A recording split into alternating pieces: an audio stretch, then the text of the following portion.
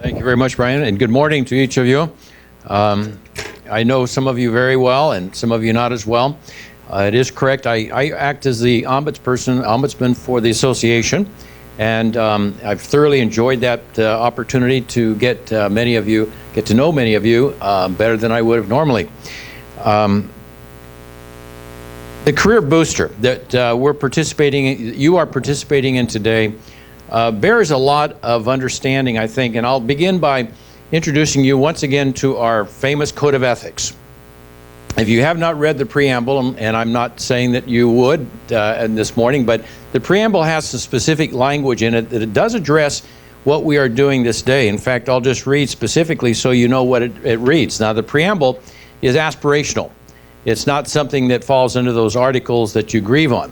But the preamble does say this: Realtors continuously strive to become and remain informed on issues that are affecting real estate, and as knowledgeable professionals, they willingly share the fruit of their experience and study with others. And that's exactly what this is doing this morning. And so we are very glad for your attendance for that reason. You know, those who are sales professionals, or should we call them sales gurus, those who like to write about top salespeople, say this: that being a top sales professional doesn't mean you earned the highest income last year. What it does refer to is the ability to overcome obstacles. And that's really a clear indication of all of our experiences in sales, is can I overcome obstacles? And it begins with, of course, an attitude, but let's look at the word booster, which is what we're talking about, career booster. A boost is a small amount of something that helps us to achieve more. And some of us, the boost is that coffee we drank this morning, and lunch will be a booster. But on a more serious note, the boost is ideas that you'll gather from other individuals. And that's what you'll hear this morning. The program has been carefully planned with specific input that will help you better take advantage of these ideas. It could be something as doing things now. You might walk away with enthusiasm is not to ignore. And I will relate a personal experience with acting as your ombudsman. You have to respond now. You can't put things on the back burner. When somebody wants to have an issue resolved, you have to respond now. And isn't that really the order of your day? When a buyer or a seller wants something done at this moment, you don't procrastinate. If you do, it gets more difficult to resolve later. Or maybe better time management could be part of your interest today. And I think maybe a suggestion for each of us is write down what you consider to be an obstacle in your experiences at this time. And take note, because our speakers this morning may address exactly what you needed to hear in order to help resolve.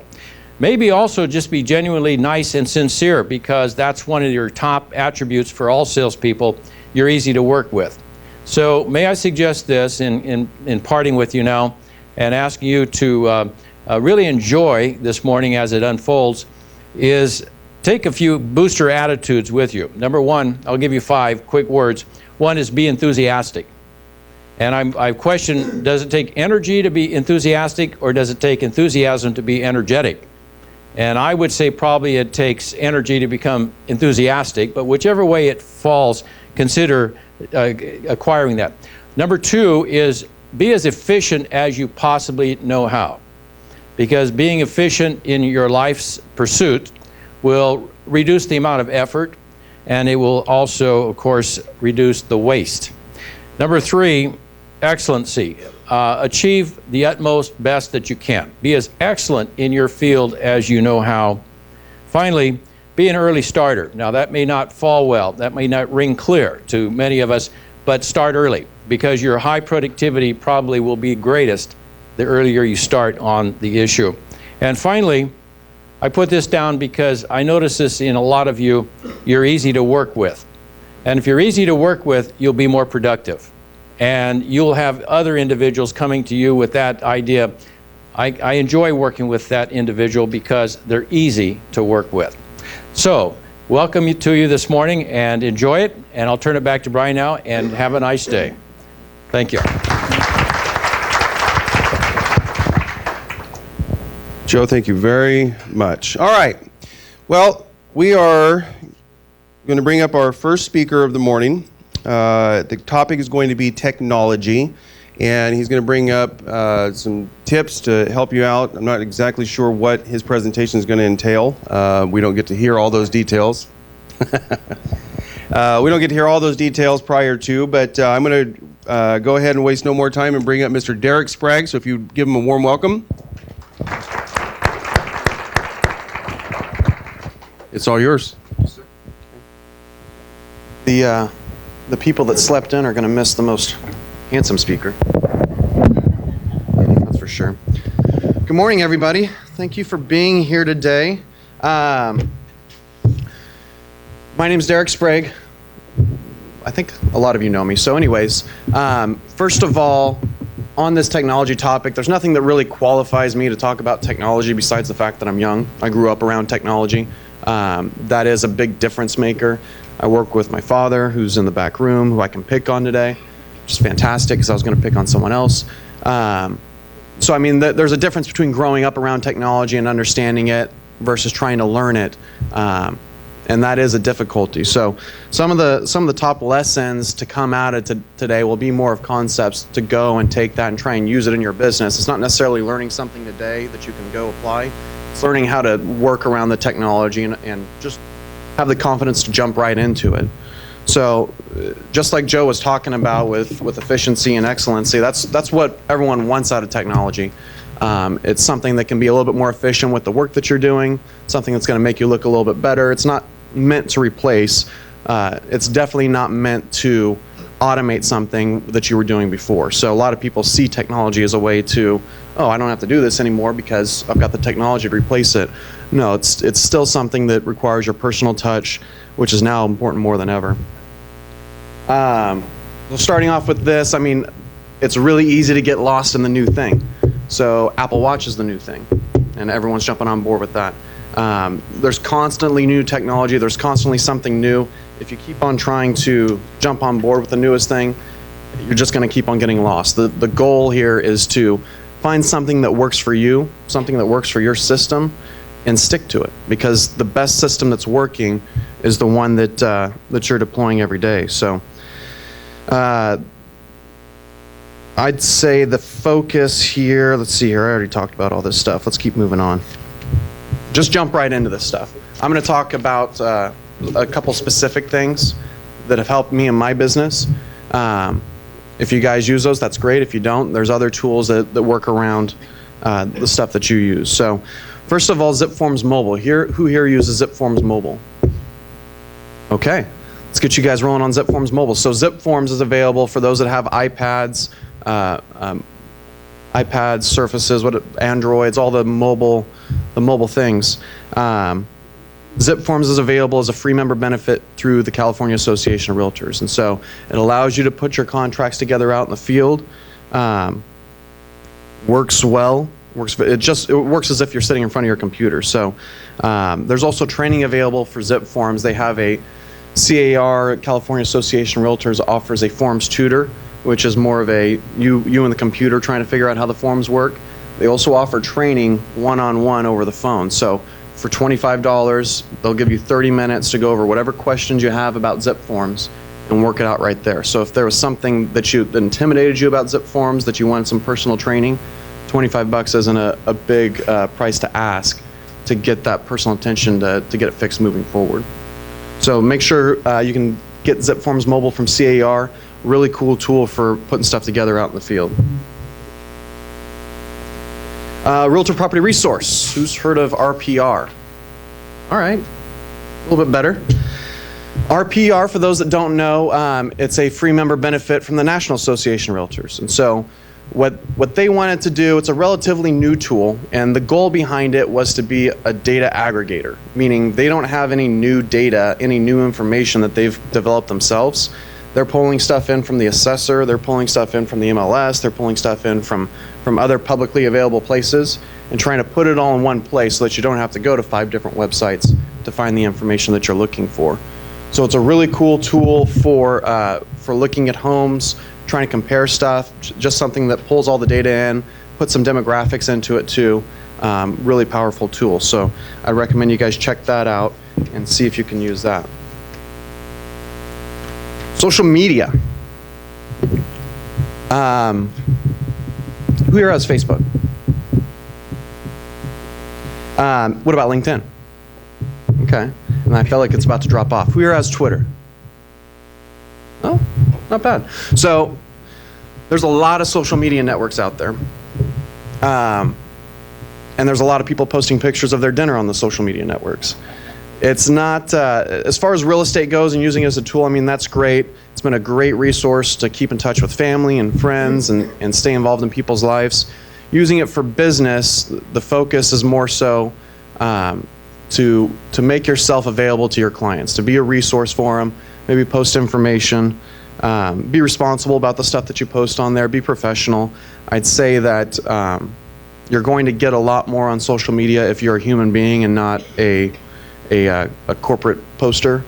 So I mean, you can tell a difference in people's online presences if they have a genuine response to people and you can tell when people are actually responding to you versus a canned deal that comes from a company.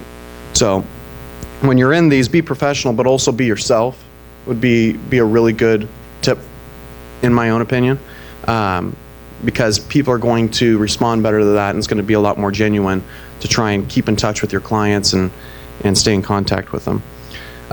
If you do want to use social media as part of your plan to get business, have a plan for it. There's written plans that you can find online, but just have a thought in mind. You know, is your idea to stay in touch with past clients? Is your idea to try and generate new clients? Have a goal in mind before just jumping onto social media and posting whatever you can, and then try and follow through with that goal. But also don't live on Facebook. There's a lot of people that are tied to Facebook, checking in and posting whatever they can. All that's great and all that's good to stay in front of people and keep a constant presence, but you don't need to make it your life. MLS Connect is a really cool tool for those of you that aren't using it. So what MLS Connect is, it's another free member benefit. A lot of the things that I'm trying to share with you today are free. And so the goal is that you can take these, you don't have to pay for them. They're either member benefits or they're just resources that are available to you. And take those and do a little bit more research and find out about them and see if they work for you. MLS Connect is a resource that basically when you're putting together contracts and zip forms, it's going to pull the information from the MLS and automatically put it into your zip forms contract. So it's a really cool tool, one, for time saving because you don't have to go put in the address on 50 different forms or populate all the areas. But it also kind of reduces errors too, because now you're pulling data from one place and the typos don't carry over because hopefully it was correct in the first place in the MLS. So really cool tool. I recommend checking that out for sure. Save a lot of time and reduce the errors that you've got.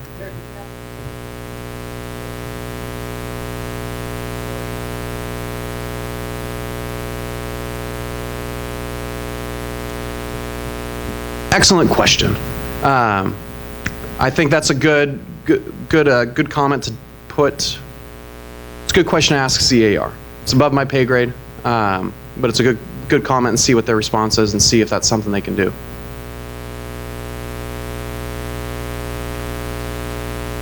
Who understands what the cloud is? That's a lot better than the last time I gave this presentation. There's a lot of confusion about what a cloud is, what a cloud does. People say they have a cloud, and most people are in the clouds.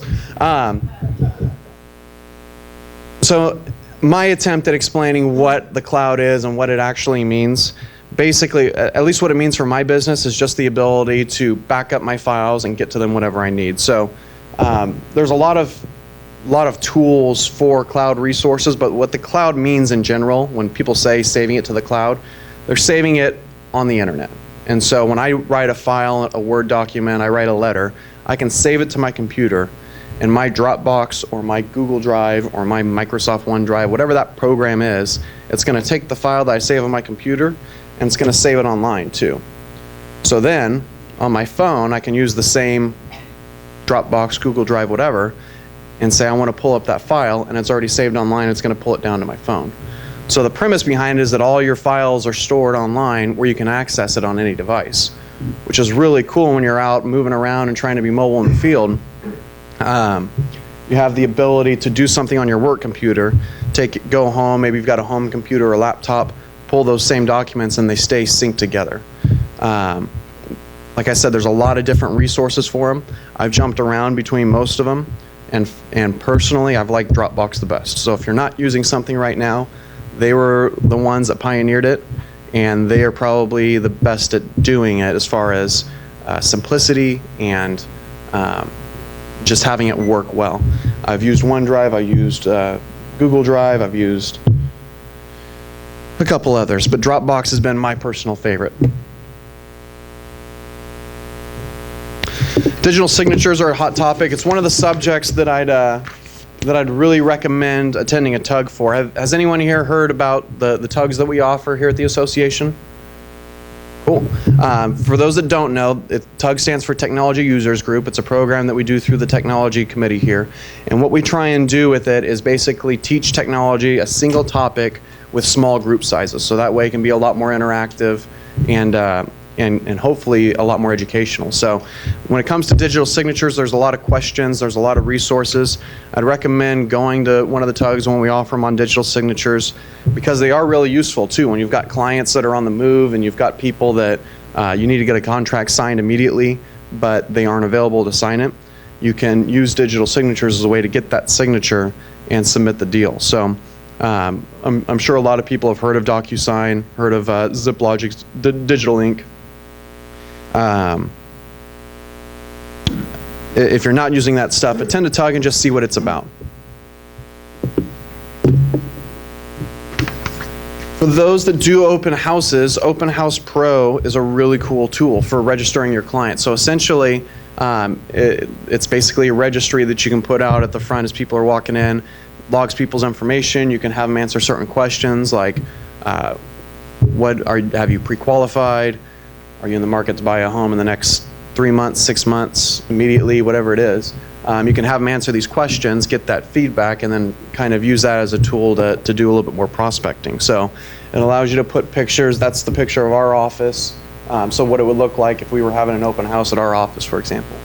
People would go in there, they could swipe that deal where it says touch to begin and be able to just fill in some really easy, simple questions about who they are and their contact information.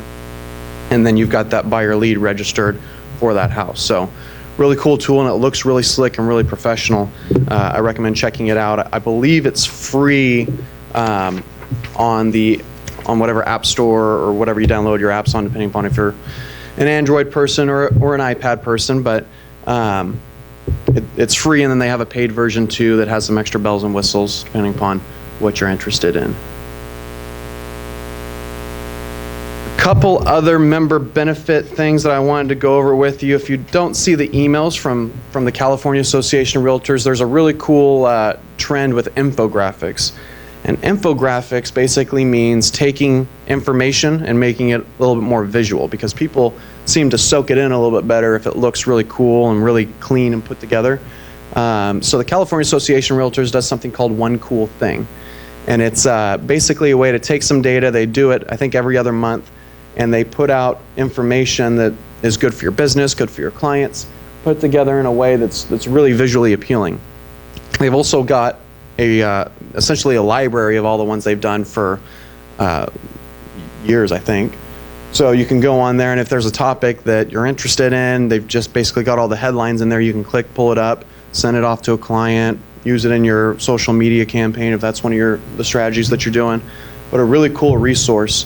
To find it, you can go to car.org/aboutus/onecoolthing.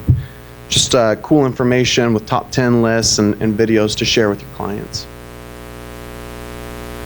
Market data too. So if you're, for the most part, we're getting our market data from the MLS, but to compare against it, you can go to CAR's website, and they've got some really cool interactive tools with market data that you can use with your clients. So basically you can pull up, that's one of the tools that they have, where you can pull up the entire state and see, based on stats, what median prices have done, what days on market have done, what inventory's done, and play around with the time periods, look at it for Kern County. If you have an out-of-town buyer, maybe compare it.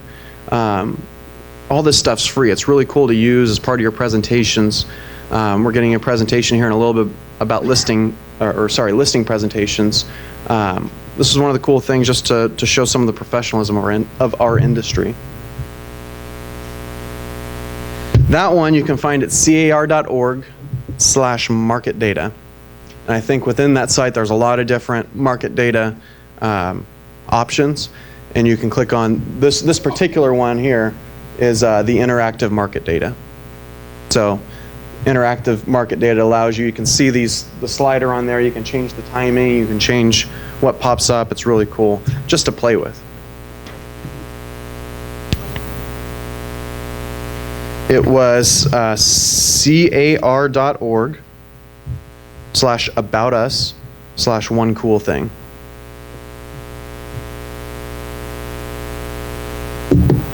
This stuff isn't technology, but you can use technology to get there, so it's applicable. The Realtor Library is a really cool resource too that I don't think a lot of people know about. Through the National Association of Realtors, there's a ton of resources available to us in field guides and ebooks, and they've got business loader templates, a lot of stuff available to realtors from the National Association of Realtors. So one of the cool things with the field guides is they've got a whole section on technology. So if you've got a question about something, maybe you're thinking about getting an iPad or an Android and you don't know what the pros and cons are, they've got a field guide with all the resources they found on the difference between the two and which one's better than the other. So that way you can use that as a place to start your research and go from there. We've got field guides about drones has been one of the latest topics. They've got a lot of cool things. So I checked that out just for the field guides part of it. But there's also the ebooks and other resources too. Just go check it out, play around with it. If you see it on there, it's realtor.org/library. It's free to you guys.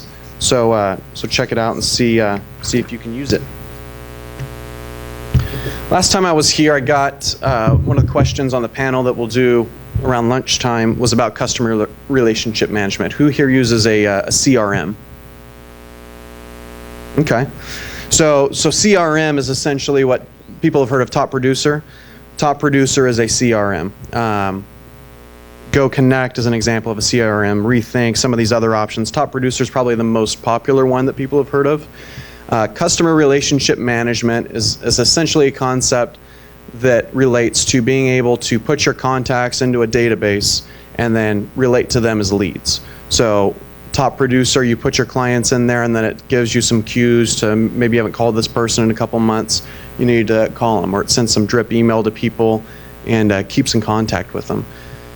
The different CRM databases out there, they all have a lot of different bells and whistles. Again, I've jumped back and forth between different systems, and it all comes down to what you put into it, because Top Producer, for example, is a really powerful tool as far as a software or an online deal, which you're only going to get out what you put into it. I've bought the stuff with the bells and whistles, but it takes so much time to put all the data in and make it really useful that it's not worth it. So going in, this is another one where you have an idea of what you want to get out of it. Do you want to have emails, drip leads going to your clients, or try and keep up with people on a referral basis? Have that in mind, and then choose which CRM you want to do, and just jump right into it. Don't be intimidated by it. So lastly, I'm going to close up by some of the stuff when I do a TUG presentation here at the board. I've done a couple on just really basic iPad stuff. Your settings, your contacts, your calendar. Some of the most useful tools that people have taken out of that class. If you guys don't know about this stuff, you're going to find out right now. So first of all, does everyone know how to screenshot? For the people, I only know about iPhone, so if you have an Android, you can take a nap. So as far as screenshotting, so it's really cool. If you wanted to, if there was something on your phone that you wanted to save to your photos, you can hold the bottom button and hit the power button, and it's going to take a picture of whatever's on your screen, save it to your phone. So it's a really useful way to like, I'll see something on a website, screenshot it, you can come back to it later. What else is up here? Keyboard shortcuts. When you go into settings, I should have written this down, settings, general, keyboard. Okay, perfect. Same for Android on screenshots. Keyboard shortcuts. So what I do, for example, autocorrect. We all know autocorrect. It comes up, you start writing something, it corrects it to the wrong thing or the right thing sometimes.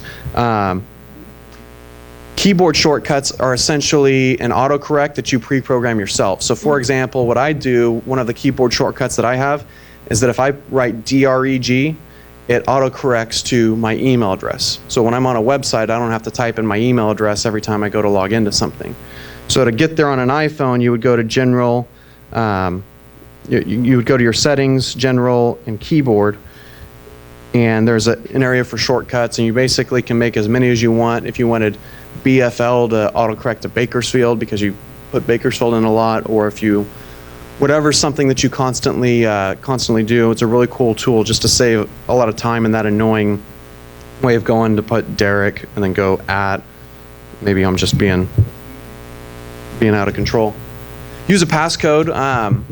I've lost a couple devices. Other people lose devices on a regular basis.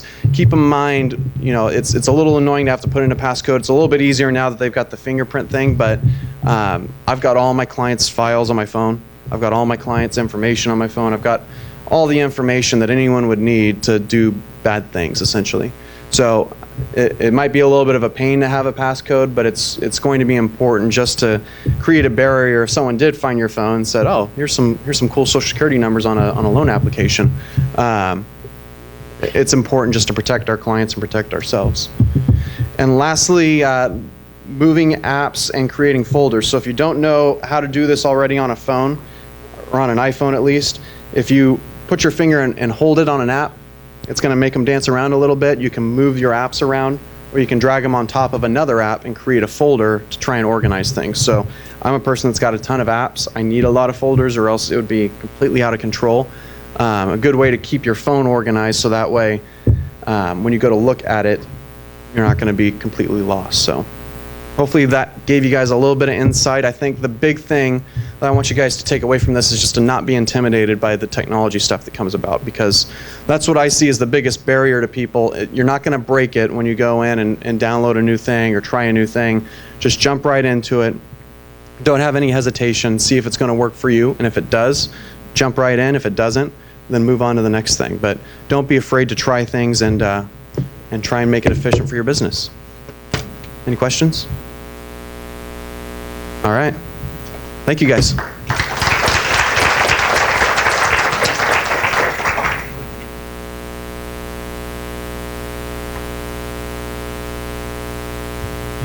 Thank you, Derek.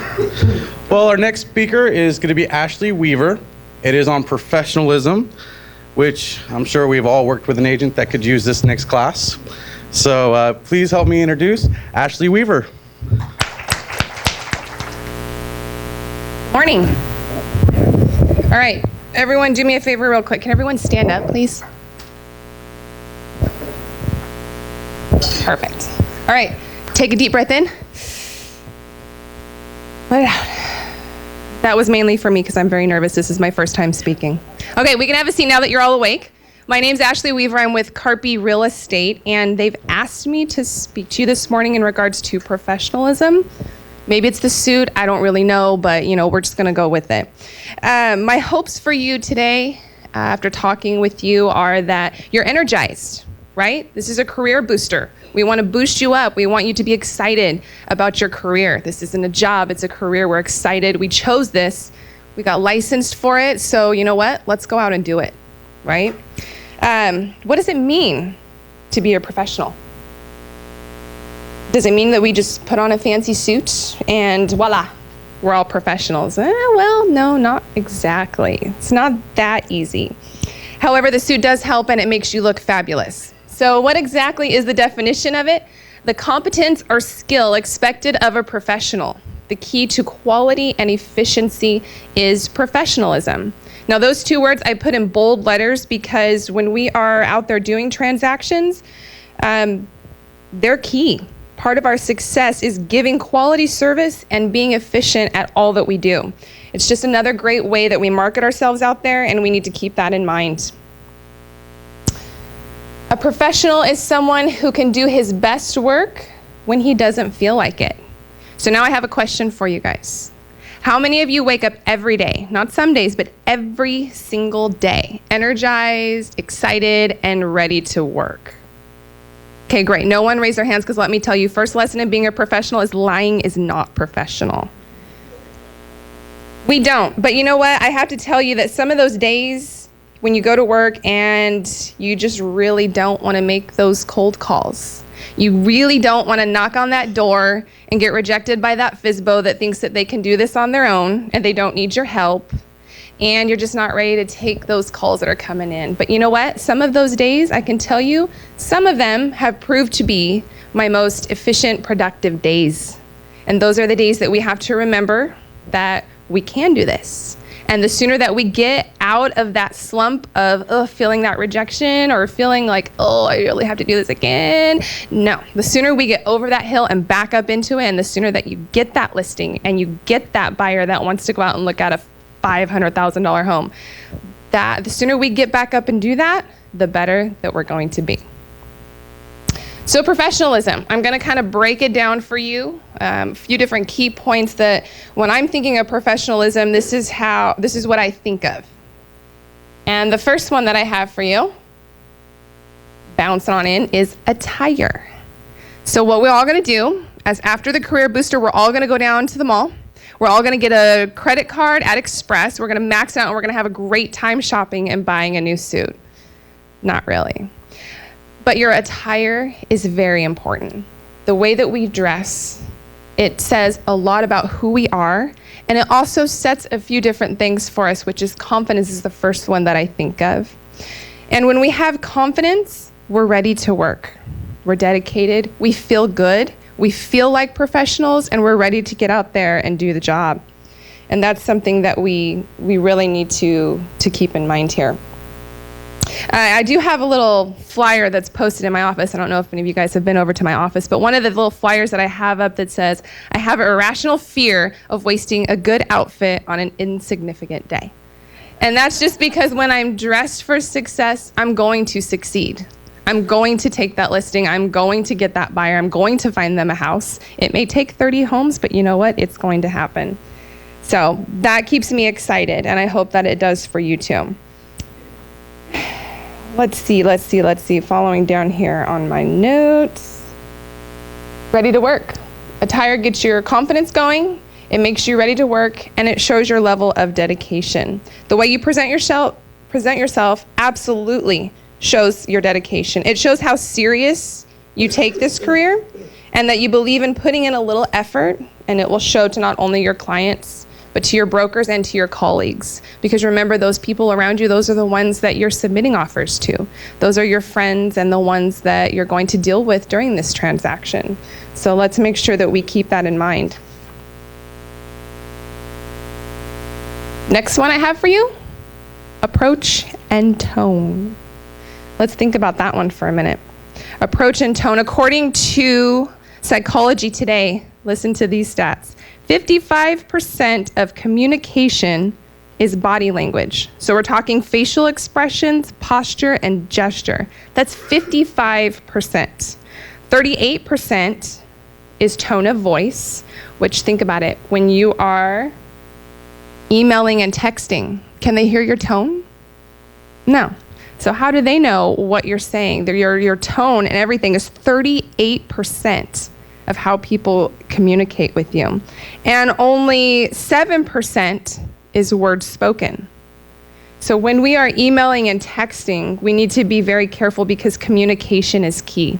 It's what keeps our business flowing, and we can't flow efficiently if we are not communicating well. And the same goes for over the phone. You know, let's be honest, not every transaction that we do is going to be smooth sailing. It's not all going to go through exactly how we would like it to, maybe not necessarily close on time, or things pop up. They just do. But we need to remember that when we are talking to people on the phone, we are professionals, and we need to have that tone of voice when we talk with them, and we need to carry ourselves in a manner in which shows the professional that we are. And lastly, as I said in the beginning, let's all communicate well, because communication is the key to all of this. Social media. Derek talked a little bit about social media, but I'm going to touch on the professionalism part of it. So where do we start? It is the internet, right? Facebook, Instagram, Snapchat, YouTube, LinkedIn, Twitter. I don't tweet. I don't know how to tweet, but I have all the other ones, so that's why I put it on there, because those are the ones I know. But those are just to name a few of them. Most of us have them, and as it seems today, it's proven to be a very successful way to market ourselves, and I agree with that. Social media is a huge way to get your name out there and promote. But what we have to remember, is it really our own? When you say you have a Facebook page, that's your personal page, right? But is it? How many of us have just a personal page and then separate and have a separate business page on Facebook? Most of us do, but somehow clients can always go back and look at that. And so we really have to keep that in mind when we're posting and we're doing things online. And I'm going to share a story with you that I had an agent tell me. Actually, it was recently. It was just last month. I had an agent have a conversation with me, and he told me that he had a listing, and this buyer called and said he wanted to see the listing. And of course, the first thing out of the agent's mouth was, "Are you working with an agent?" And the buyer's response to him was, "Yes, I'm working with an agent, but I don't want to work with them anymore. They've canceled a few showings on me, and I got on Facebook and found them out partying." That, we don't think sometimes about what we're posting. But in our day and age, it's not just employers that are getting on these social media sites and checking us out when we're going on an interview. It's our clients. I mean, think about it. Our clients are who are interviewing us on a regular basis. They are looking us up and seeing what type of professionals we are. When we're asking for, this pay and this commission, we are bringing this professional level to you. This is why you need us. This is who we are. We are a realtor who comes with a code of ethics and a level of professionalism that you need to get this house sold or to find this house that you and your family want to live in. So let's remember that when we are posting, when we're posting on Facebook, when we're on Twitter, everything that we tweet, it's not our own. It's not. So let's just keep that in mind as we're going through all of this. Integrity, propriety, and promotion. So absolutely, I believe in promoting on social media. I just believe that we should do it in a professional manner. Conflict resolution. This was interesting to me. How does conduct play out as professionals? Do we ever consider that what we say, not only on the field but in the office, is an example of our professionalism? Think about in-office conflicts for a minute. Do we get along with everyone in our office? Maybe, maybe not. Some of us don't. And when those times arise where you have a conflict within the office, whether it be another agent, a broker, doesn't matter, a lender, an escrow officer, we have to think about the way that we are projecting ourselves and the conduct and the way that we handle these, because you never know. Let's say it's another agent that you have a conflict with. What if you end up in a cubicle next to that person? And the conduct that you just displayed to that person was not a respectful professional conduct, and now you have to share a cubicle space or an area with that person. It's going to be there's going to be some tension in that office. So those are some things that we need to keep in mind when we're faced with those moments, when our conduct needs to reflect who we are as a professional. Client conflicts. We all love our clients, right? They're wonderful. They're fantastic. They want to see 50 homes in one day, and then the next day they want to go out and see 30 more. But the way that we handle our clients shows our level of professionalism. And at times we may not always work through the whole transaction. There are times when we have to step away from the agency relationship or, do what we have to do. But let's make sure that we're doing that in a professional way, that we're handling our conduct and that we're doing it in a way that shows who we are as professionals. Colleague conflicts. I went too far. There was one other thing I wanted to say about client conflicts. When we were preparing for this career booster, we were talking, and I believe it was Midge Jimerson who brought this up, and I loved it because it made so much sense. So I'm going to share it with you because I loved it so much. But one of the things that she thought about when we were talking about conflict and professionalism with our clients, let's say you have someone that wants you to do a listing presentation for them, but you're not the only agent that's going out there. So maybe you're at 10 o'clock and then they're going to see another agent at, 1 o'clock and then another one at 3 o'clock. So you're up against all these other agents, right? So you go and you do your best and you bring trends that you'll hear about later and you'll do all of this stuff and you don't get the listing. But Bakersfield's a small town. So now you're at the grocery store or you're at the park playing with your kids and you run into this client and you see them and you know that it was listed because you went back on the MLS and you saw that someone else got that listing. Brian stole my listing. I'm just kidding. Yeah. But what do? We have to think about those types of situations because Bakersfield, we're not huge. We're getting there, but we're not huge yet. And you're going to run into those clients. You may not get every single listing. You may not get every buyer, but you're going to see them. And how you respond is going to show who you are as a professional. So do you hide your face and you pretend like you don't see them and you walk off because you just don't want to deal with that? Because you know what? They didn't choose you, and that's why their house is still on the market and it's now been on there for 6 months and it's not sold. It's because they didn't pick you, right? But that's not what we do. We need to be professionals. We need to approach them. We need to talk with them. We need to show them that, maybe that house didn't sell. And now because you're walking up to them and you're introducing yourself and you're showing that, hey, everything's fine. I'm excited for you. I hope you get it sold. And you never know when that client might respond or call you or send someone else your way because they see what a professional you are. And I know that I'm repeating myself a lot here and saying professional, and conduct, but you know what? It's true. The way that we present ourselves, the way that our conduct shows, and the interactions that we have with each other as well as our clients, they all play a part in being a realtor. They do. So let's keep that in mind. I do have to say, as far as conduct, my husband, I've been married 9 years, together for 12 years. Kevin back there, he knows my husband. He's a cool dude. So does Derek.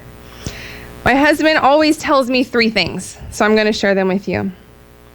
And this can go when you're talking to clients, when you're talking to colleagues or whatever, but he says, when you're starting a sentence and you're having a conversation with someone, never use the word always, never, and don't speak when you're angry. And for an example, you always forget to take out the trash. Well, that's not true, right? I don't always forget. Sometimes I do it. So always isn't a fair statement. So that's kind of his reasonings behind always and never speak when you're angry. What's that? That's right. Never do that. See, you can tell why he repeats that to me several times because I don't listen very well. Food for thought. Arriving late is a way of saying that your own time is more valuable than the time of the person who waited for you. We don't want to be late. I'm notorious for being late, but not with my clients. But if you invite me over for dinner, I'll probably be a little bit late, just so you know. But we need to remember that we want to show our clients that their time is important. We don't want to keep them waiting. If for some reason you do have an appointment that's running later, make sure you let them know, hey, I'm with the client right now. I'm acknowledging that you're here. You are important, but I'll be with you shortly. And sometimes something else to keep in mind when being a professional is what our office looks like. And I'm not talking about having a Pottery Barn office, but I'm talking about the presentation of your office. Are you organized? When your client is coming in, I can't tell you how many clients I've had come into my office and tell me, you know what, I want to work with you because I was working with this other person and they had stuff all over their desk. There were files everywhere and I felt like they were rushing me through everything and I just feel like they don't have time for me. They don't have time for me. Where's my stuff going to be? Is it going to be organized? Is it going to be put away? Or is it going to be left out for everyone else to see? It says something. It means something. So there's something to when they say, you only have one chance to make a good first impression. So let's remember that when we're out there on the fields, when we're talking with clients, when we're talking with colleagues, just in general, when we're hanging out with our family, when we're shopping. Because you know what? I don't know about you, but I wear my Realtor pen when I go out because that strikes up conversation. You know, someone might ask me, what is that? What is that pen that you're wearing? Oh, I'm a Realtor. But let's make sure that our conduct when we're wearing this is respectful and professional. So I thank you very much for having me, and I hope you guys enjoy.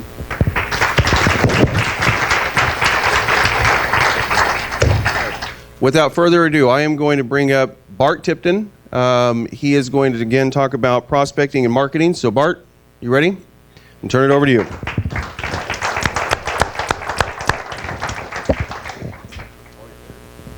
Thanks, Brian. Well, just to kind of give you a preface of my situation, I guess. So Brian had asked me to do this probably about a month and a half ago, and I went, okay, no problem.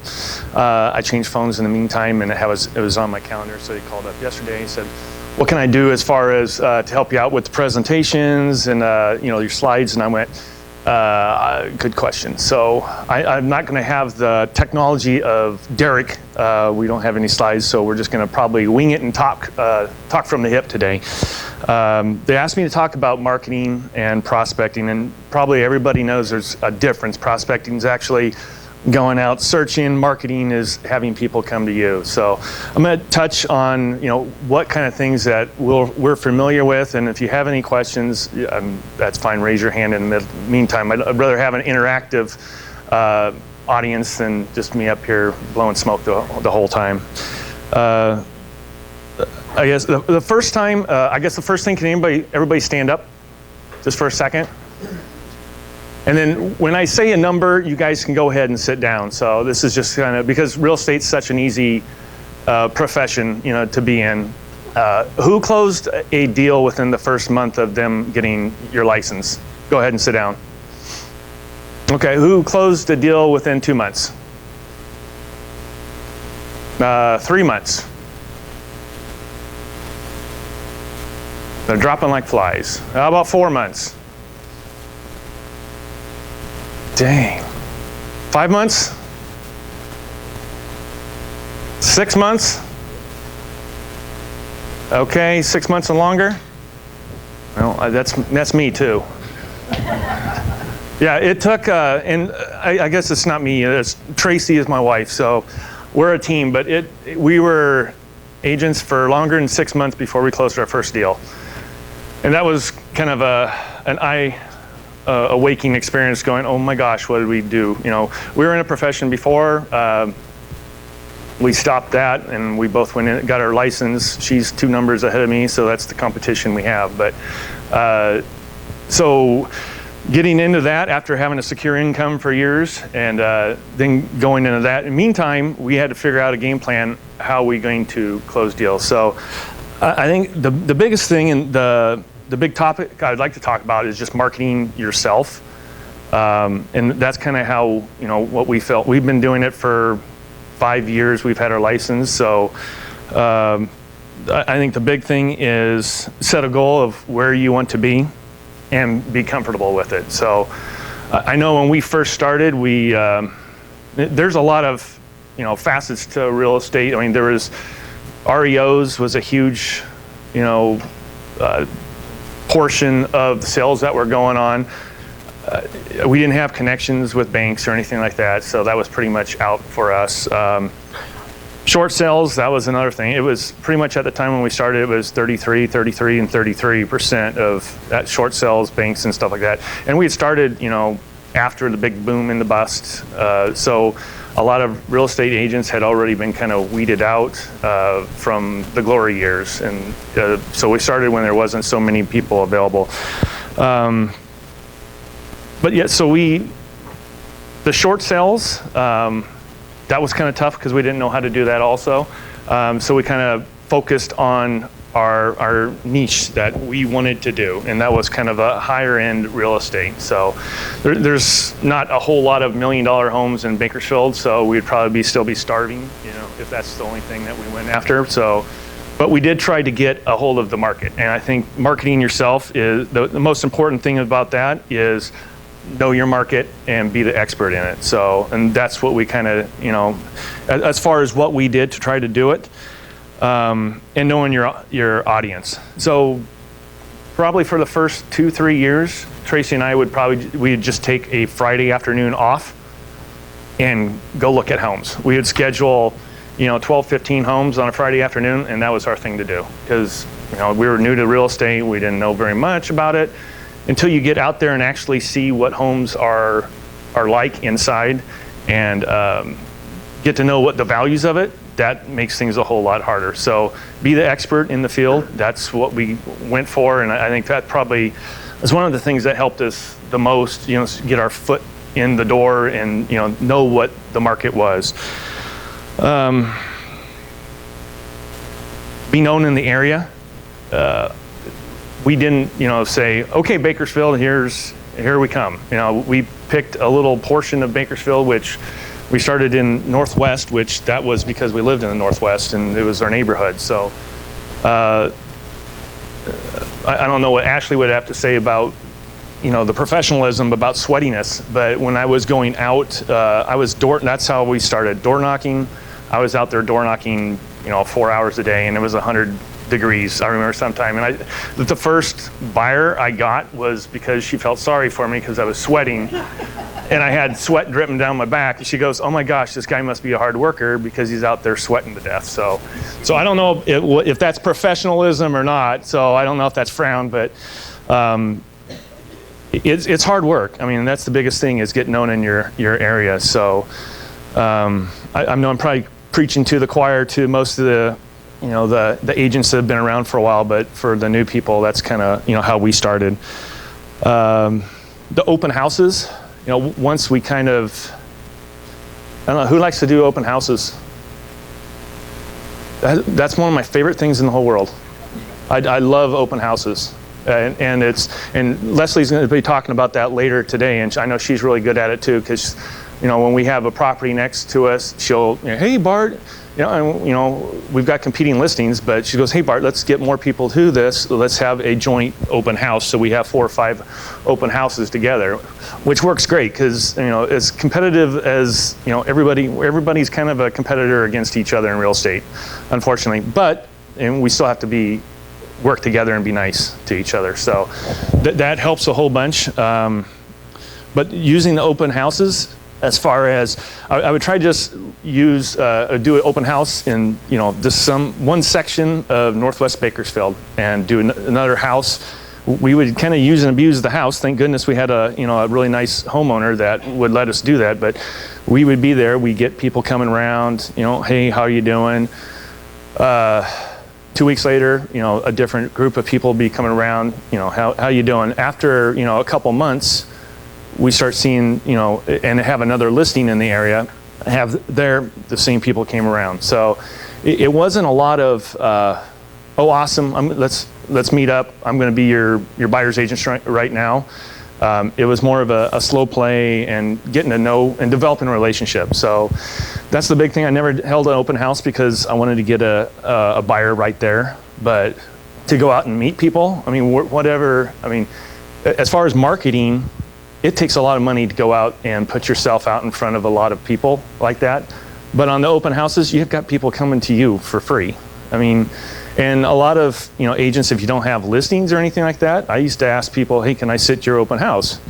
You know, free, you know, for me. And on someone's $400,000 home or $500,000, I'd sit those all day long. I mean, I'm going to meet those people. So as long as you know the area, the comps around, you know, if that house doesn't work for someone, oh, hey, I know the one, you know, two streets over, you know, we can probably see that tomorrow. So that's kind of where we really leveraged ourselves as far as the open houses. And I know by show of hands, not everybody liked to do that. So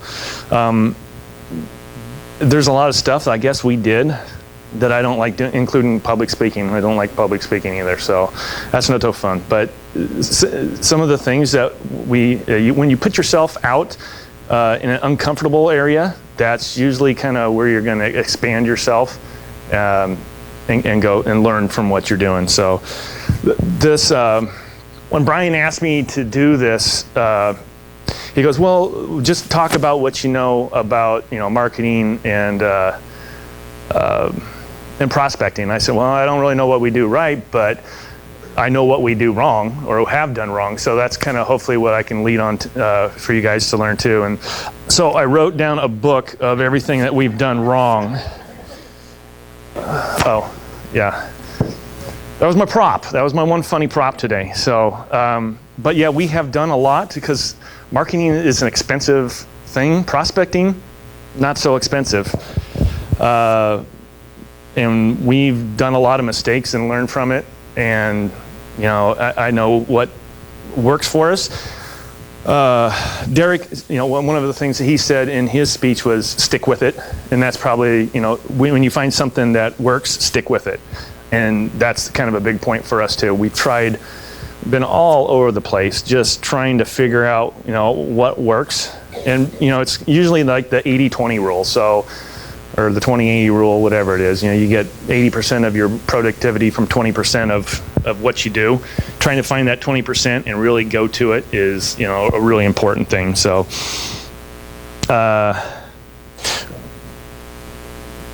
to go back to the area, as far as being the expert in the area, know your area, go see the homes, have a value proposition for someone, because there's not a lot of homeowners that I've found out that they really don't care what you look like. They don't really care, what kind of car you drive, too much of anything. They want to know that you're nice and that you are professional and you know the business. So that's the biggest thing. If you put that out, and confidence is a lot to do with yourself too. And I remember being, scared poopless going out to my first listing appointment, and I was like, oh my gosh, what are we doing? And then I had Tracy holding my hand doing it too. But once we got to, seeing all these homes, I was confident about, oh, it's the Northwest Bakersfield. Yeah, I know what it is. I know what it's going to sell for. And that's another game we used to play on the Friday afternoons. We used to, okay, write down what you think what the house is going to sell for, 2-3 months later, and go back and revisit it and see who was closest. So that was just one of kind of a game that made it fun for us. Be repetitive and consistent. So there's agents that succeed in a whole lot of different those things that we don't. There's agents that you see in the paper every Sunday. I don't do a whole lot of newspaper or print ad, but it works for them. I mean, they're obviously doing really well. So, and there's enough business for everybody out there. It's just finding what works for you, because what works for me probably not going to work for you, and what works for you is probably not going to work for me. So, everybody's different. There's millions of personalities out there, and just finding what you feel comfortable with in your shoes.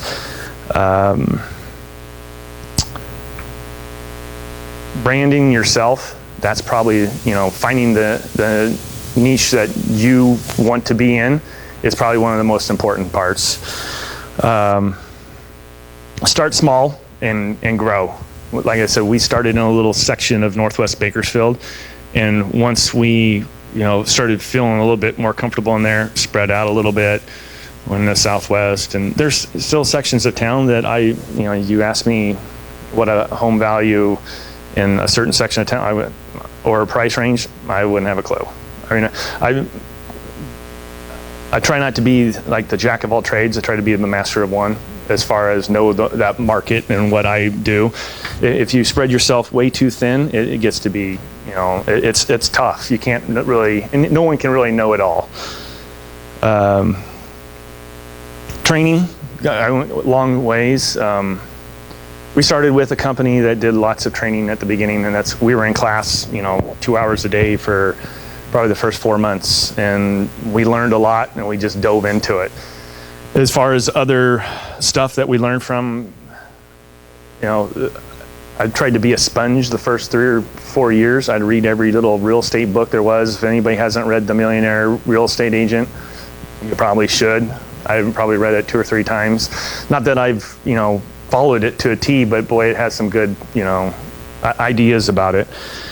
Yeah, there's several different books out there, from Art of War to, how to influence and win friends. And there's a whole bunch of different things that you can, pick up little things. We try to specialize in the luxury things. So we took classes in luxury real estate and the marketing of that.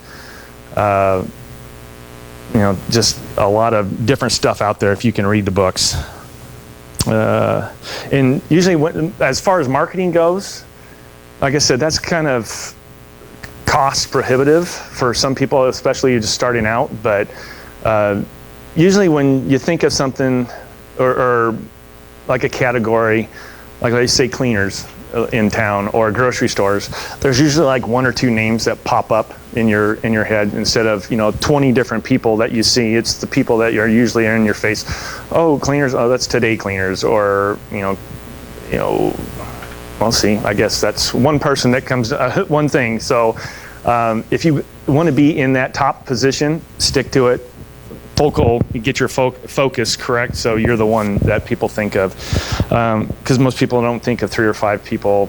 Oh, I want to interview 5 agents. Usually most people are going to interview 1. I mean, I've gone to a few that they've interviewed 4.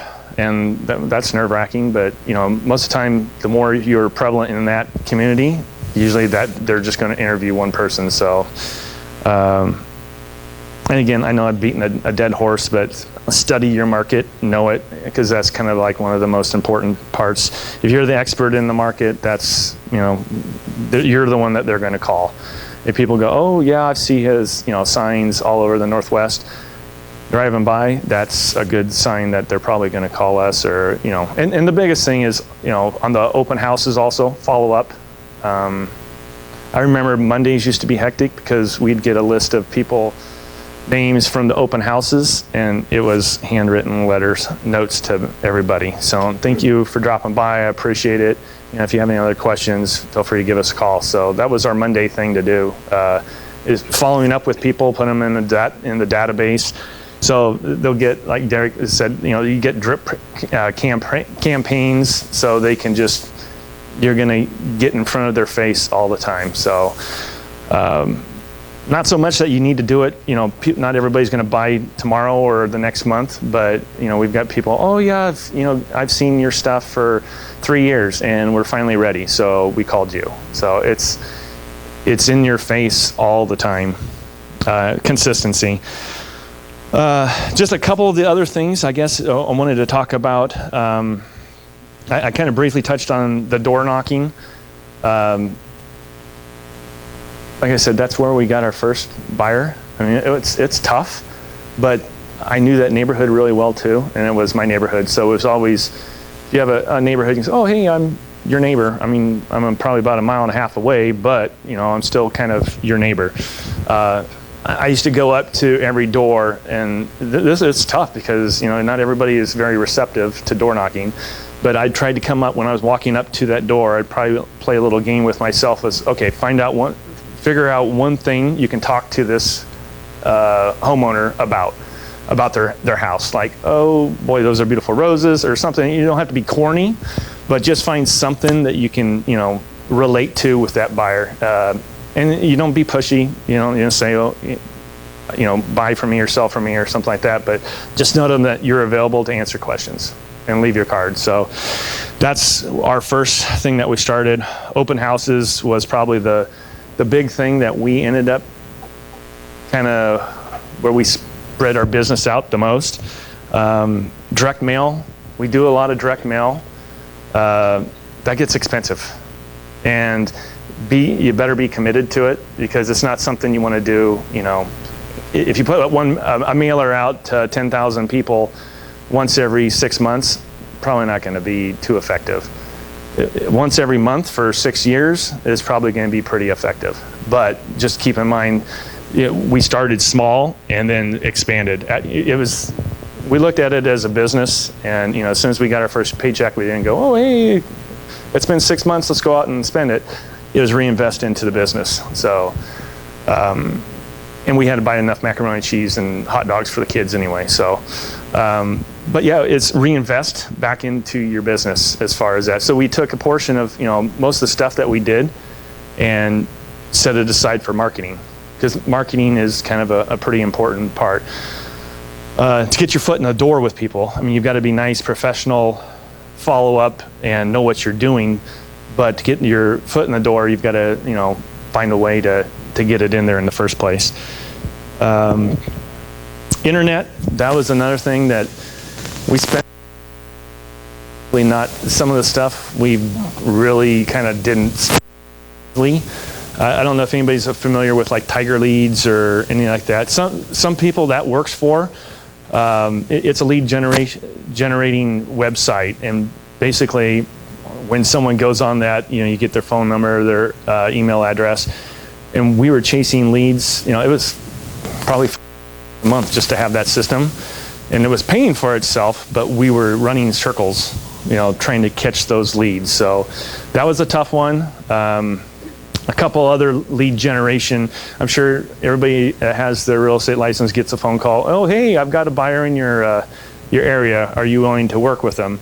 The people that sell those leads, you could probably do the same thing, if not better, with a Google AdWord pay-per-click thing, and a whole lot less expensive. But, to get your foot in the door, if you're willing to, we did that stuff like Zillow, Trulia, Realtor.com.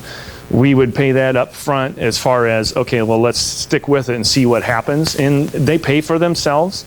It's just you better have the commitment to follow up with it if, you're spending money. Otherwise, it's going out the door. If you're going, okay, that's great. I'll call them, later this afternoon.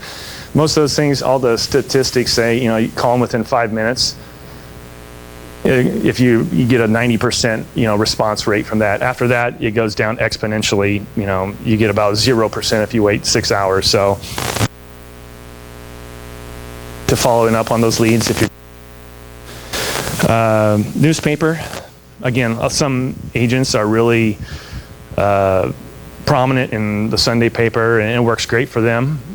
It just, I don't see we just decided to go with different venues of that. Magazines, same thing. Magazines used to be probably a whole lot more common than they are now, just because of the digital age. Everybody's going on the internet to look for homes. So, but again, some agents I see, they kill it on magazines.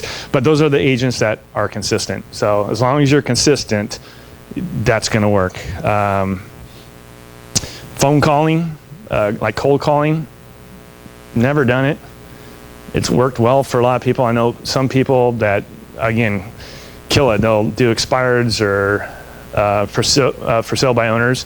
And I've got lists of that stuff too. I don't know. I don't think I have enough gusto to actually call the people up. So it's tough for me to do that. So you got to be comfortable with you. If I portray myself as someone that I'm not, then I don't feel comfortable being able to help people too. So.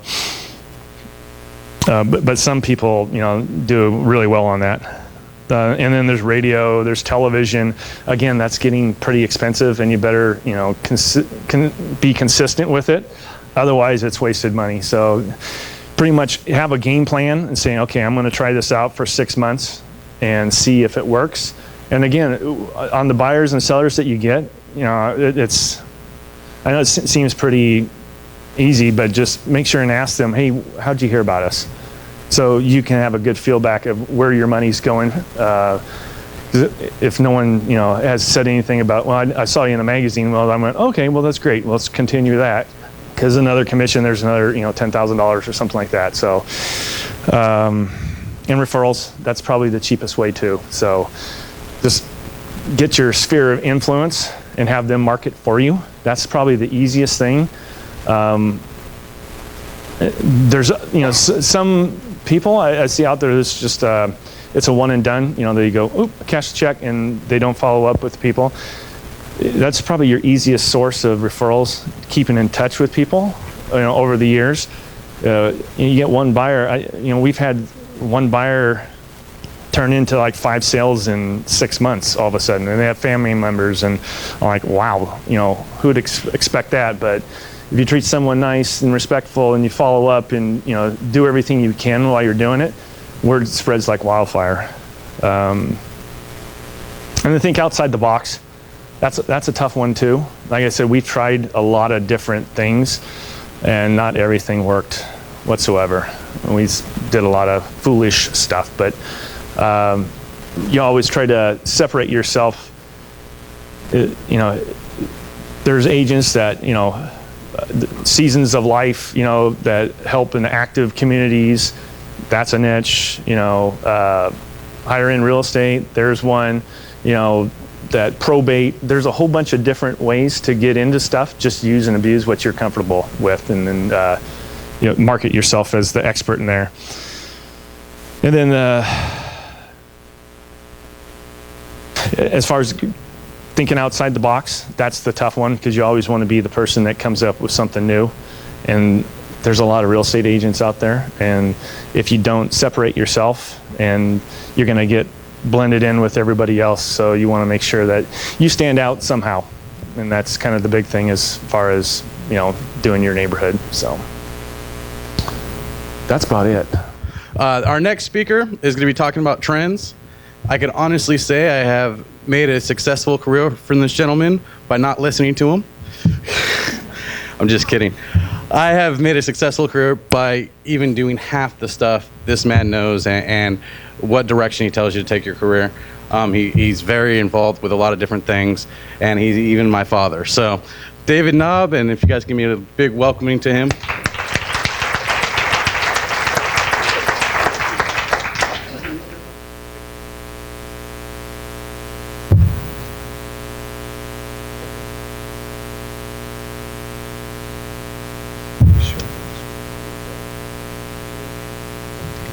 No, we can just move this over a little bit more.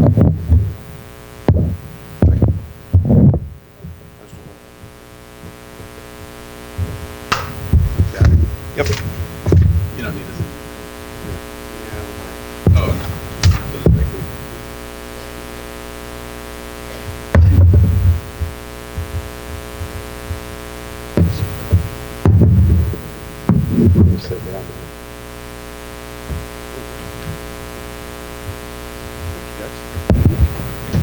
Good morning. Can everybody hear me? All right. Well, we're going to talk a little bit about trends. Has anyone here used trends before? Oh, okay. So we have a few newbies. Okay, good. Did you find it helpful? Okay, well, good. How many of you guys know what the average price per square foot is right now in the market?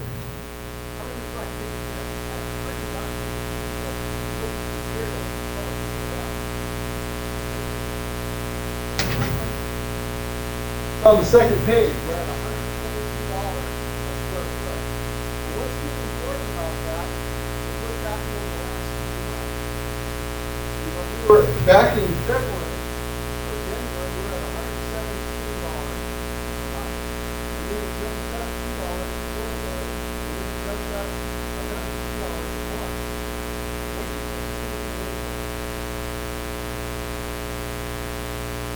Everything says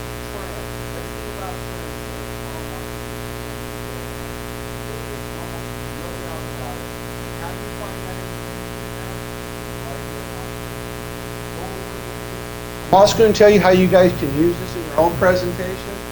I'm not a big listing giant like that one there.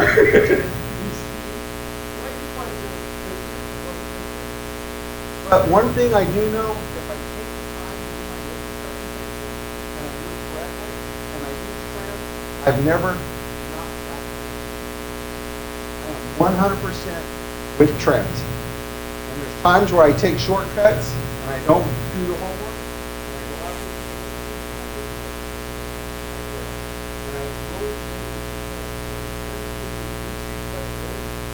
The sad thing about it is,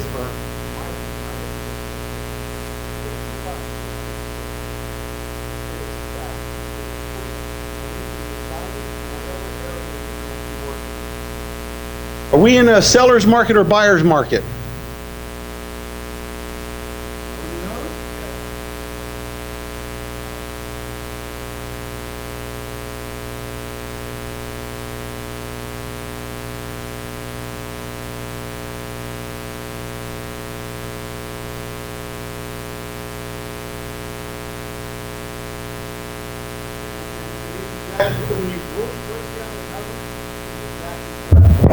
But the overall, You're going to look. okay.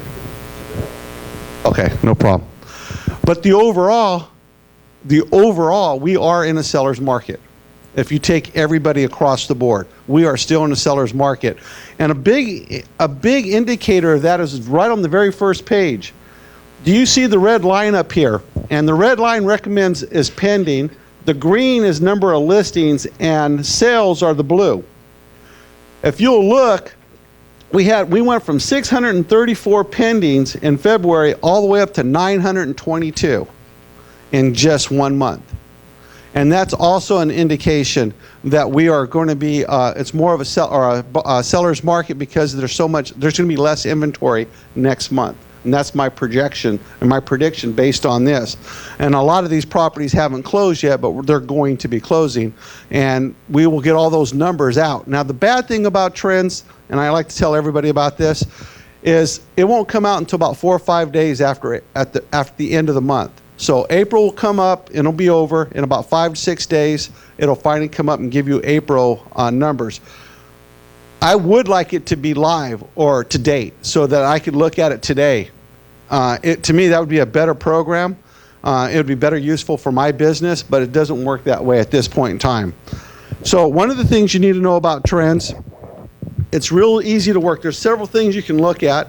The first thing we're looking at is the for sales, solds, and pendings. And again, we're always tracking this. You can see we sold 575 houses last month in the month of March and 422. And that's up from the previous month by almost 36%. That's a big jump.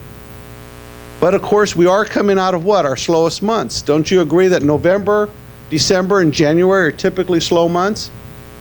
Historically, they are. And trends shows you that almost every single time. And if you even look in November and December, our sales were down. They were actually down in January and February, but now look at them in March. They're starting to pick up and get momentum as we go into the summer months. The next thing you have up here is your average price per square footage. Oh, you got to be kidding me. I am so sorry, guys. Guess what? We are back up in business in just a second. The nice thing about trends, comes right back. Okay.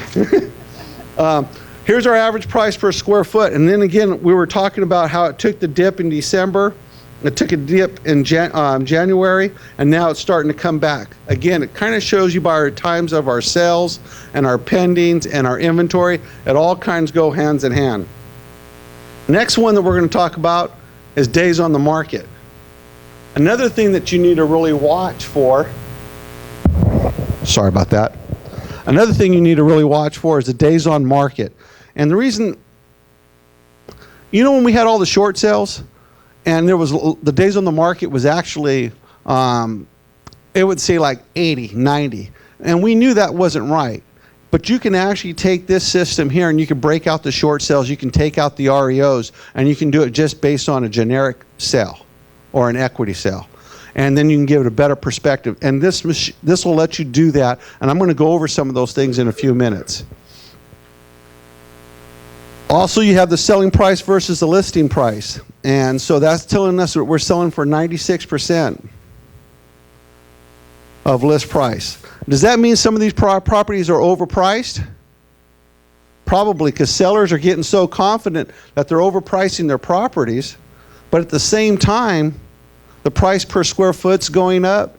The medium sales price is going up. All those things are going up. It's just that sellers are still overpricing their properties just a little bit, but they're taking a good offer well, I'm hoping that they're taking a good offer, and but they're still selling them for over 96% of what they're listing them for, which is also a good thing.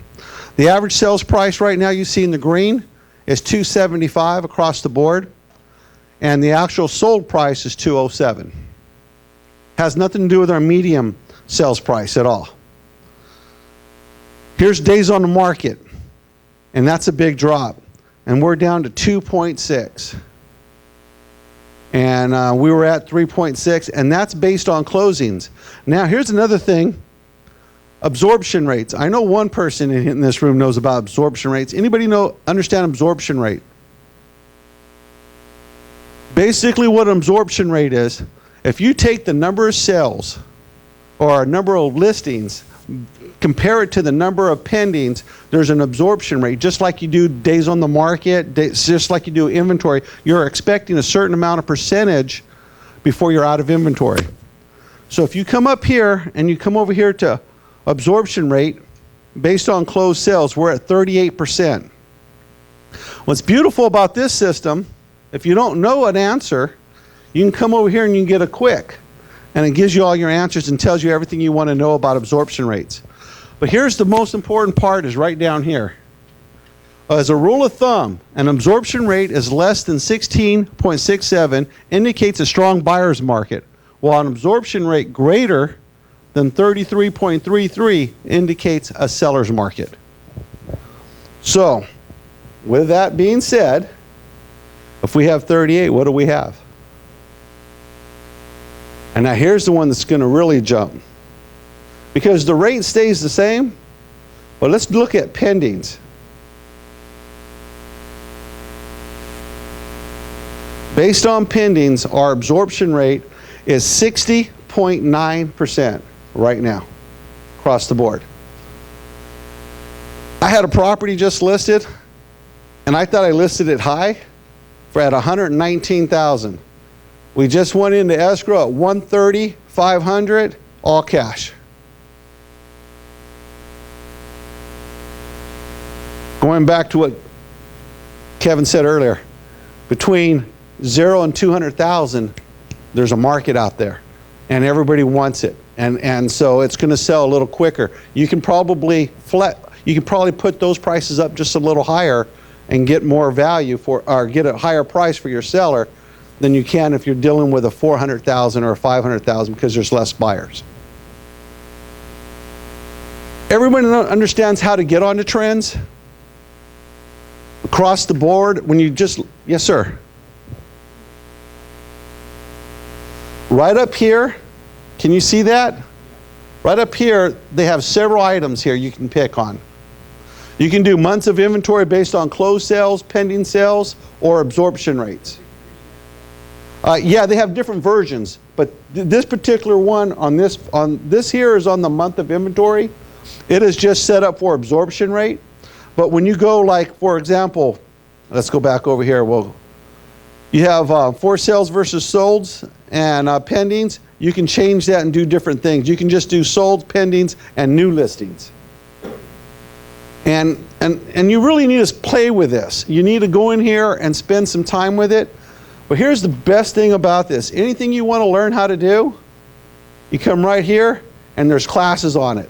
If you want to talk into a buyer, these are some things you can do. You can come over here, click it, and they'll give you information. I don't have the volume turned up. Let's see if I can find the volume.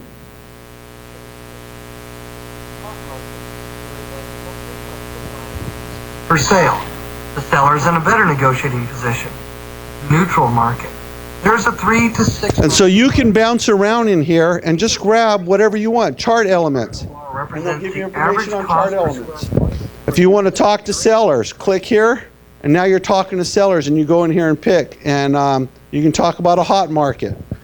In our example, we selected the 200,000 to 400,000 price range.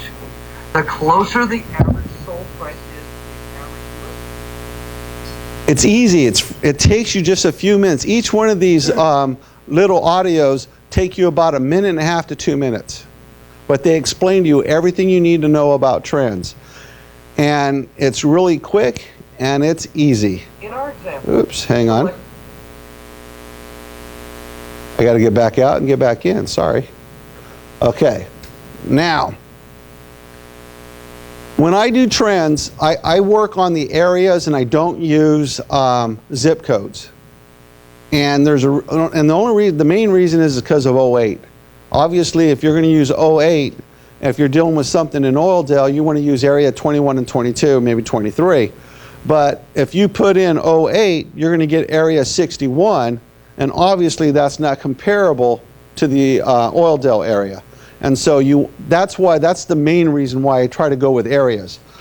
But all you have to do is come over here and you can click area 21, hit show chart. Now it's going to come back in here, and if you're, and obviously it's going to give you an area, it's going to give you a detail. The criteria is going to be based on area 21. That's how hard it is. And when you change just that one deal, just that one criteria, it changes everything across the board. Everything changes. It gives you a better perspective of that particular area and lets you know what your month of inventory is. And you can also break it down into absorption rate. But one little change changes everything. You print this out and you're done. I mean, it's just a matter of minutes and you can have this done. I got a question back there and you'll be next.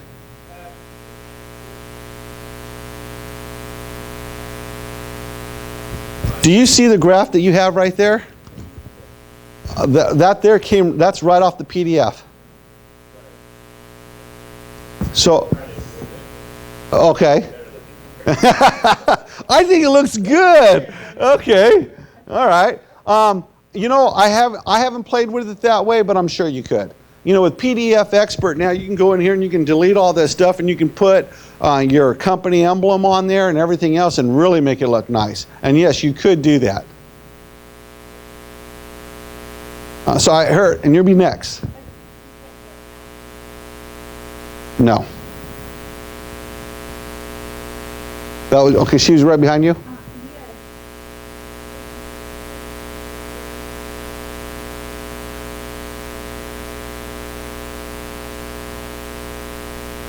I haven't compared the two, but what I use this for is credibility.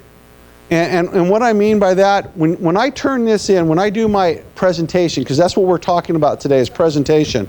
And so when I have this in my listing presentation, I'm ready to go. I've already looked at this. I know how many houses that are on the market. I know how many are pending and how many sold last month. I know the square footage is about an average of 122 per square foot. I know the average house has been on the market for about 54 days or 43 days. This is the information that I have.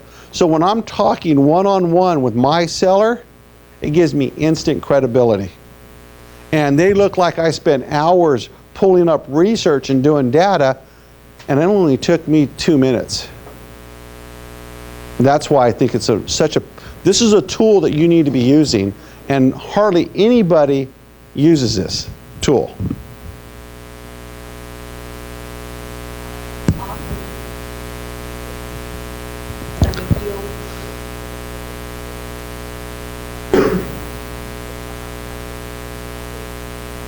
I use it quite a bit because I'm different. You got to understand, I buy and flip houses. Okay, I'm in that. I'm also in the rental market. I'm also in the investment market. I do investing, but I use it for a lot of different things. A few months ago, I actually used this on a buyer. And I've never used it on a buyer before. And basically what happened was he kept lowballing every offer. And actually it was back probably a little bit, it was actually last summer. I correct myself, it was last summer. And he kept lowballing every offer, and finally I got the trends out and I go, look, this is what's going on in the market. And you keep giving these lowball offers, you're never going to get it. Now we finally got a reasonable offer and we finally got a property accepted. So I do use it for the buyer on that sense. But that was really about the first time I've ever used it on a buyer. I really only use this for listing presentations. Somebody had a question over here? But I saw a hand. When you go into the months of inventory, it's right over here at the very end. So when you go into the month of inventory, it'll come out, right off the get-go, it'll come out looking like this. And then all you have to do is click this little tab down, and you have two choices. You have absorption rate based on closed sales or based on pending sales. And do you think you need to look at both of them? Yeah, you need to look at both of them. If you're really trying to get a better feel for how to price a property or what's going on in that area, you need to look at both. I used to have a habit of just looking at based on closed sales, and I really broke myself of that habit pretty quick. Going back to your question, how often should you look at this? I look at it quite a bit because I need to. If you need to look at it based on your business. But I think it's a great tool for anybody, especially if you're going to invest in property, and especially if you're trying to get a listing.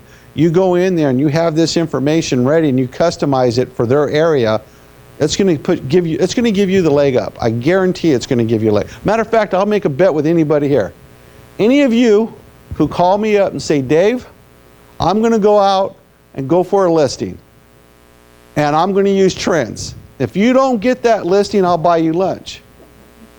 But, hold on, but if you get the listing, you buy me lunch. That's how confident I am. And I'll guarantee you guys are going to be feeding me a lot more than I'll be feeding you. Somebody else had a question. Yes, Will.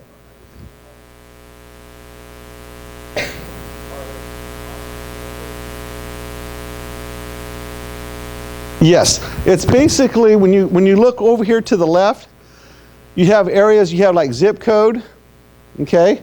And let me stroll down. I'm not used to this computer, so excuse me. And that's it. See how that's it. So really, you're really looking at zip codes or areas, and they're all right up over here on this left-hand side. And that's really what you can look for. Now, there are places in here where you can look just REOs. You can look up just short sales. It does give you those fields, but it is a little limited. I'm sorry, but it does work for what I do, for what I use it for. Again, mainly what I use it for is listing presentations.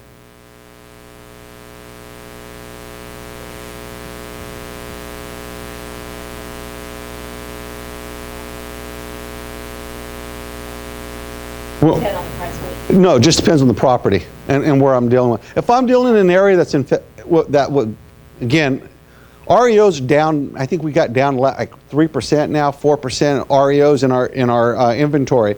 But when we had 60, 70%, I was dealing with an equity sale versus an REO. I definitely broke it out. Right now, I kind of don't even mess with it anymore right now because there's not that many short sales and that many REOs to mess it up. To change the criteria.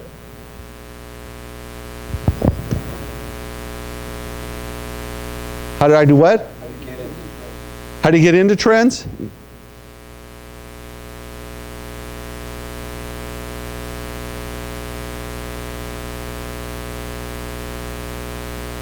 I'll be looking at my code now. I know those Georges over there. They're eyeballing my code right now. Right up here, see this toolbar? Right there is Trends.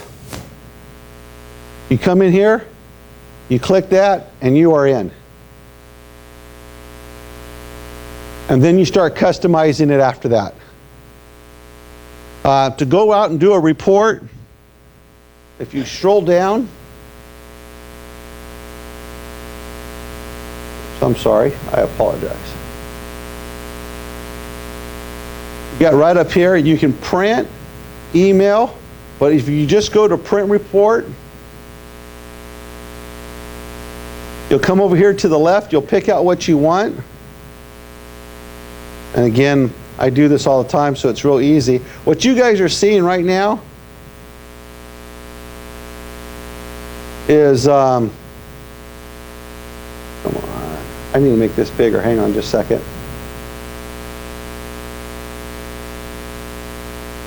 Then I come in here, I click there, I click there. Come over here, type in my name. Of course, I would be capitalizing and doing all that other good stuff. And then you come up here to the top here, and you just hit Create Report. It drops it down here in a PDF.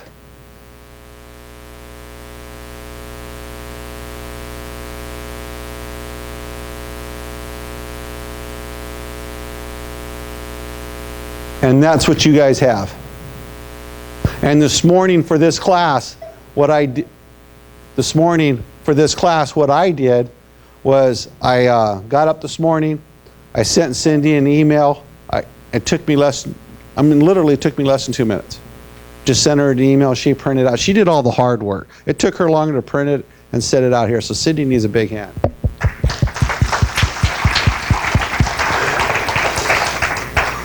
But it was fast and it's easy. And the report came to her and printed out just like this. And again, like I said, you could customize this report and you can do other things to it. I just haven't spent the time in it. But because my listing presentation already has a cover sheet, talks about my company and everything else, my resume and stuff, and then it has this in here when I'm talking about their property.